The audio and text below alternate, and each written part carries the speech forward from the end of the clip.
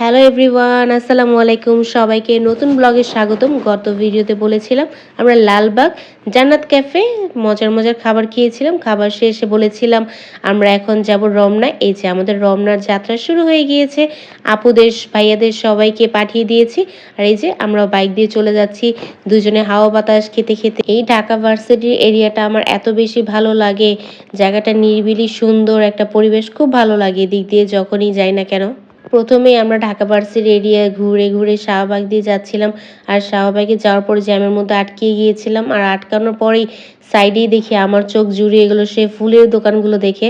এরপর দুই চোখ ভরে ফুল নিয়ে চলে আসলাম রমনার গেটের সামনে। এসে আমি সুন্দর সুন্দর ভিডিও ক্যাপচার করছিলাম আপনাদের জন্য। রমনার গেটেই সব ধরনের খাবারের আইটেম আছে, বাচ্চাদের জন্য বেলুন। সবচেয়ে বেশি ভালো লেগেছে এই আচারগুলো এত সুন্দর করে সাজিয়ে রেখেছে যে না পছন্দ করে তারও লোভ লেগে যাবে। আর চুড়ি হচ্ছে মেয়ে মানুষের মনোরঞ্জন করার জিনিস, চুড়ি দেখলে মেয়ে মানুষ আটকেই যাবে অবশ্যই। আর এটা হচ্ছে রমনার গেট, সকাল 10টা থেকে বিকেল 4টা পর্যন্ত খোলা থাকে। এরপর আমরা ঢুকে পড়লাম ভিতরে। প্রথমে আমি আর ভাবি চলে গেলাম, যেই দু চোখ ভরে একবার এদিক একবার ওদিকে তাকাচ্ছি কোন দিকে যে বসা যায়। এরপর সামনে একটা প্লেসে বসলাম। বসার পর ভাবি বাবুকে খাওয়াচ্ছিল, যেহেতু আমাদের অনেকটা সময় বাইরে থাকা হয়েছে। এরপর সবাই মিলে টুট টুট করে সামনের দিকে চলে আসলাম লেকের সামনে, যেখানেই সবচেয়ে আসল মনোরঞ্জনকর সবকিছু। এখানে আসার পরেই সুন্দর সুন্দর রমণীদের দেখছি শাড়ি পরে এসেছে। সত্যি কথা বলতে কি, আমার মনে হয় রমনা পার্ক হয়তোবা শাড়ির প্লেসই। আর এখানে আসার পর একটা জিনিস দেখলাম, এখানে মাছ ধরা হচ্ছে। লোকেরা বড়শি ফালিয়ে রেখেছে, খাবার নিয়ে বসেছে। এখানে নাকি 5,000 10,000 টাকার টিকিট কিনে তারা টিকিট কিনে বড় বড় মাছ ধরে। আসলে কি সত্যি এখানে মাছ পাওয়া যায়? লোকেরা তো বললো মাছ পাওয়া যায়। বামে ঘুরতেই দেখি ভাইয়া আর ভাবি রোমান্টিক মুডে তারা ভিডিও করতেছে।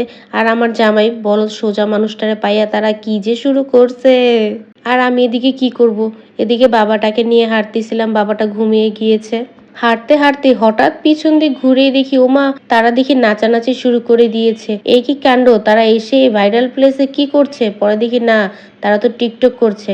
টিকটক করলাম, এদিকে সন্দেহ গড়িয়ে এসেছে। এরপর আমরা এখান থেকে বিদায় নিয়ে নিচ্ছিলাম। এরপর আমরা চলে গিয়েছিলাম একটু শহীদ মিনারের সামনে।